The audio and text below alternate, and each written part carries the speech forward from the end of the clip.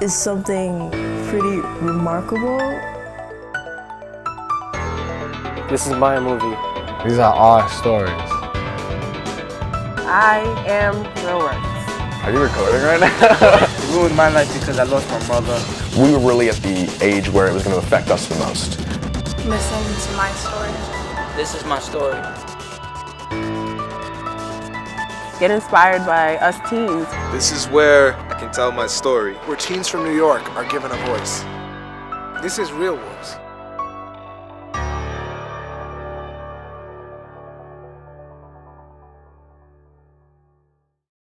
Welcome to Real Works. I'm Byron Hurt.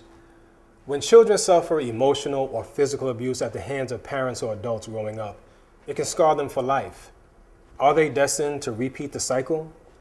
This week we have two films about young people breaking the silence about abuse in their families. First up, filmmaker Garcia tells a story of how his cousins had to make the most difficult decision of their lives at a young age to turn negative to positive.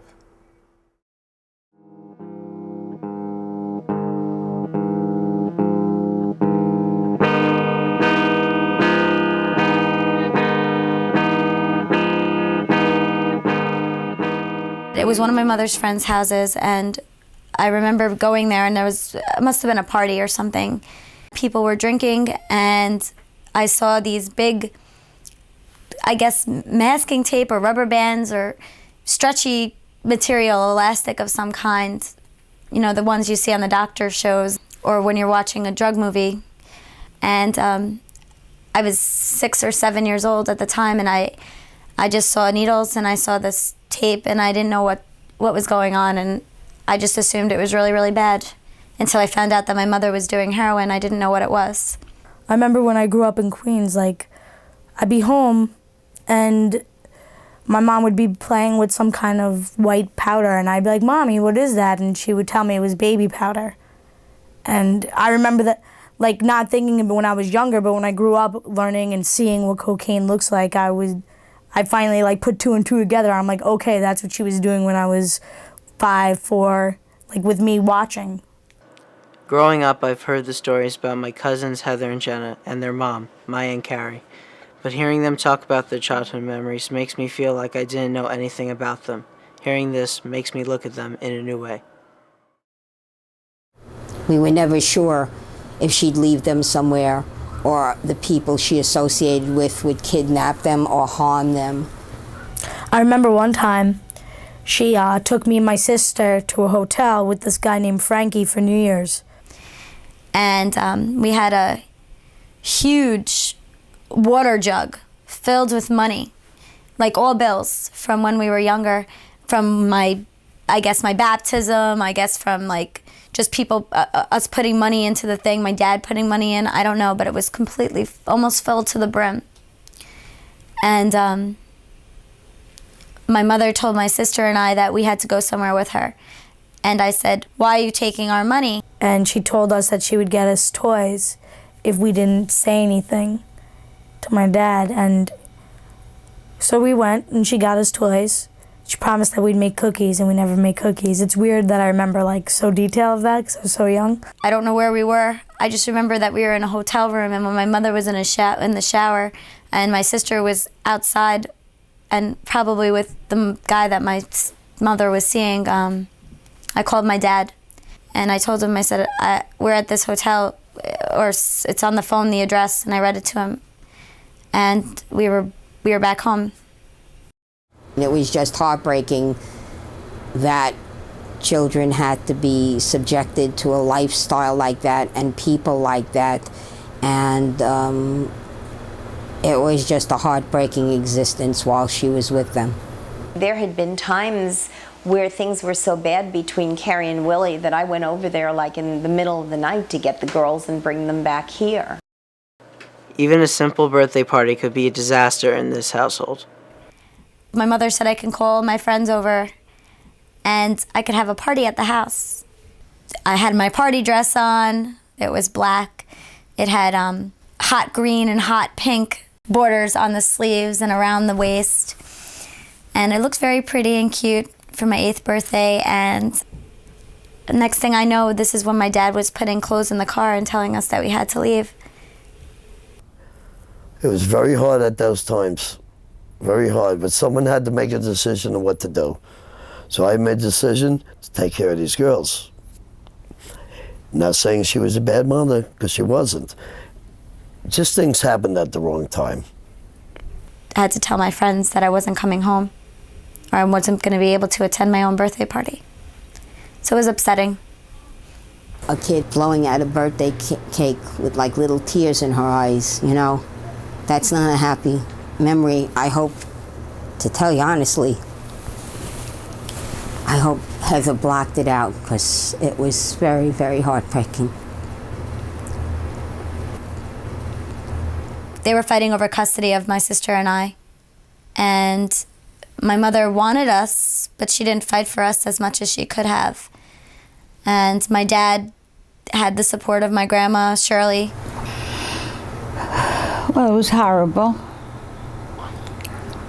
Carrie came to court.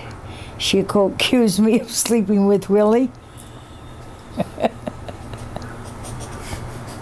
She accused me of loving her husband.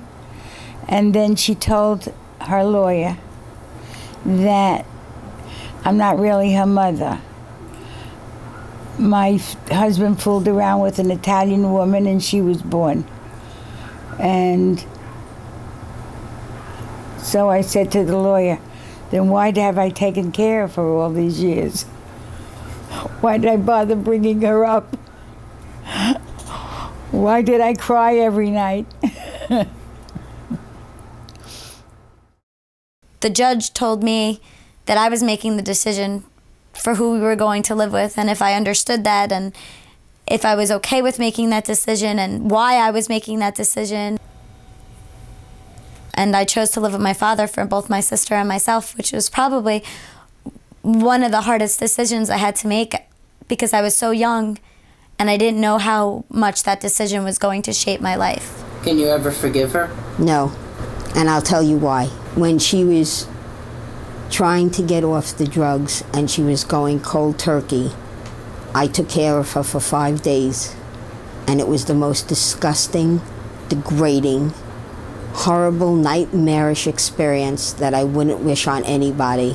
What I witnessed and what I had to go through with her. And after the 5 days were over, instead of going on with her life and being there for her children and her family, she went back in the streets to go shoot up. Even though their mother didn't help them become the people they became, others did. Well, my dad played a big part being my role model when I was younger. I used to always want to go to work with him, do everything with him. Heather, my sister, also was a role model. When I was a child, my dad was basically one of my role models. I respected him a great deal for what he did. He was a strong individual to fight for his children. Well, that was very nice of him, because I would consider myself a role model. Like I said, I took after my mom. My mom taught me, and I taught them through her. And I characterize her as a role model. And she instilled a lot of values in me. And that passed on through me to them. And it worked.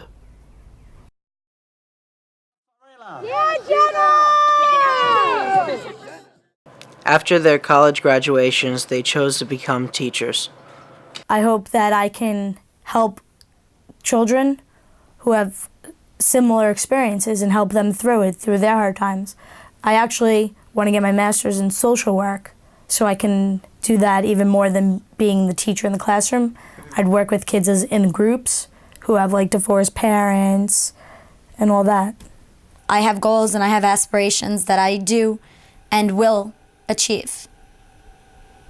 And the thing that is driving me to achieve that is to not be like my parents, not fall into that category, not have other things driving me in the negative direction, but have things driving me in the positive, which I do. I have my friends and I have my family who still guide me and still believe in me and still try to help me achieve those goals. Since today is Mother's Day, are you going to call her today? That will be a negative. Actually, I called my father this morning and wished him a happy Mother's Day because, you know, for the most part, he's the one that did raise me. I'm celebrating Mother's Day with my aunts instead of my mother. They are close maternal figures more than she was. And I called my grandmother. Well, actually, I haven't called Grandma yet. I will call my grandmother and wish her a happy Mother's Day. But I don't even think about my mother's today, to be honest with you. Oops. Yeah. Thank you for reminding me. But I got my dad a card. It's been 3 years since Derek made his movie. He recently caught up with his cousins to see where their lives are now and if they've rekindled their relationship with their mother.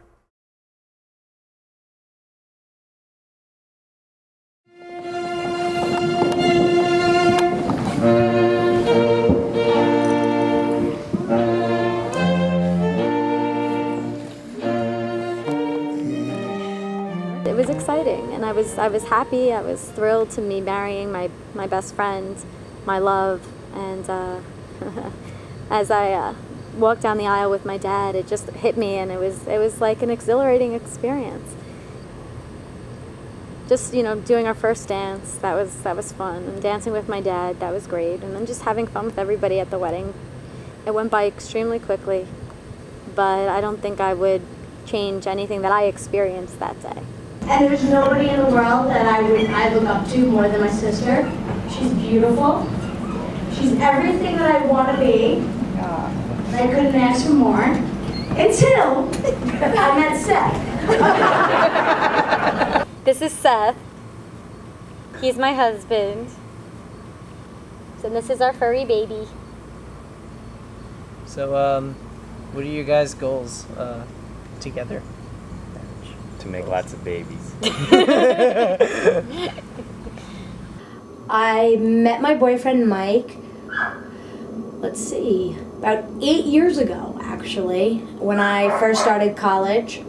We went out for a little while, we broke up, and we're back together, and we've been together for about 3 years. Well, I teach English, and primarily I teach 9th grade English and 9th grade honors. I just recently am certified with my master's in special and general education, birth to second grade. So I'm able to go into all these different classrooms, which I am so happy I got the opportunity to do, and just work with kids, even though they're not my students. I mean, you just get to learn the ropes, and you got your foot in, and the next step is your own classroom. So I'm very excited about that.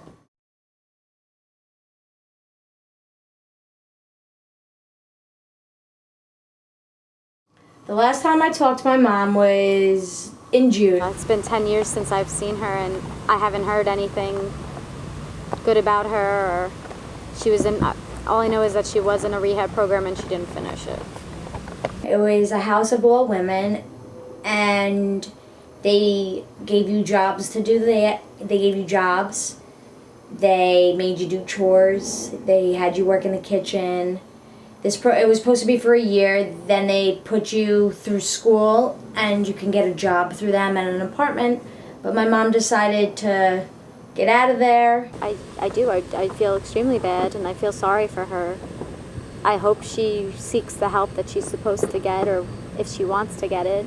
I feel that if everyone was together in a room, like we all got together, the extended family, like my mom, my sister, my mom's sisters, I feel if everyone was together that it would be okay, but underneath there would be a lot of tension. Because I know that a lot of people don't forgive my mom. I think my life would be extremely different if my parents remained together. I don't think I would have been able to accomplish all that I have accomplished, because I don't think my mother would have ever sought help, and I don't think my dad would have been able to become as independent as he had to be to raise both Jenna and I. My life would really be different if my mom was in the picture. I feel like me and my sister kind of wanted things the way they are now. I think this always felt normal for us, like living with my dad, like growing up with my dad. growing up with my mom, it didn't feel right. Now it's like natural. And I feel like if she was involved, that we wouldn't have such nice things. We wouldn't live here. And I just think that it wouldn't be as good as it is now. One of the most difficult things a child can do when faced with abuse of any kind is to speak up about what's happening in the home. Sometimes it can be hard to find your voice. But in our next film, Shanice Bouldin marches boldly into the lion's den with Breaking the Silence.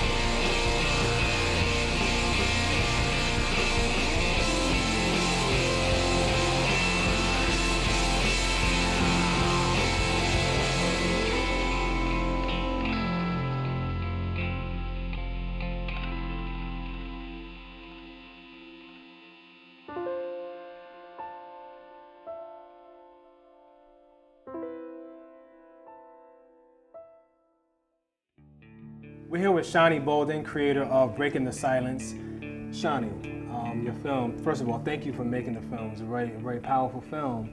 I was curious about your process. How did you decide to shoot it the way that you shot it? Because to me, it was just really well shot. I had the whole thing planned out in my head how I wanted to look. And with Heidi's house, my mentor, it came out looking just like how I planned, and I shot it in ways that you could feel how I felt at the moment. So the film is about the impact of verbal abuse in the home, right? Yeah. What is the overall message that you want your viewer to come away with? Verbal abuse hurts just as much as physical, because a lot of people look down at it, and you'll say things to people, and once you say it, you can't take it back. And it's really important that you pay attention to what you're saying, because it really hurts people whether you know it or not.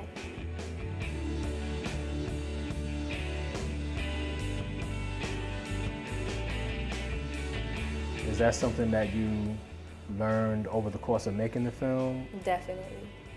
Yeah, because I didn't know that I still cared about it. That's the weird thing. Real Works reminded me about it. We had to make a poem about something, tell about the worst thing that ever happened to you, and I was sitting there thinking, what's the worst thing that ever happened to me? I'm perfect.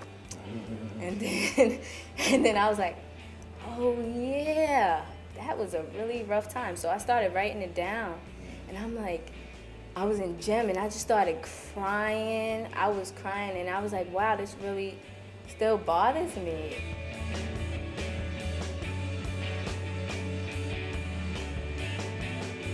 So Shani, tell me, what was it like working with your mentor, Heidi Ewing? I loved Heidi. She was the best mentor ever. Why? We had so much fun doing it together. From the first day I met her, I knew I wanted to do it with her. She knew what I wanted.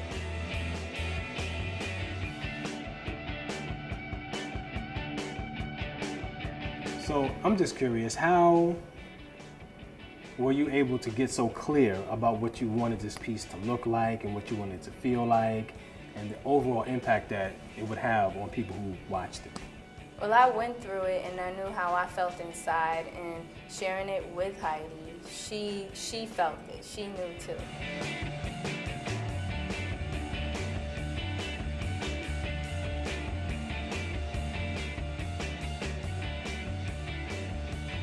I think it came out great.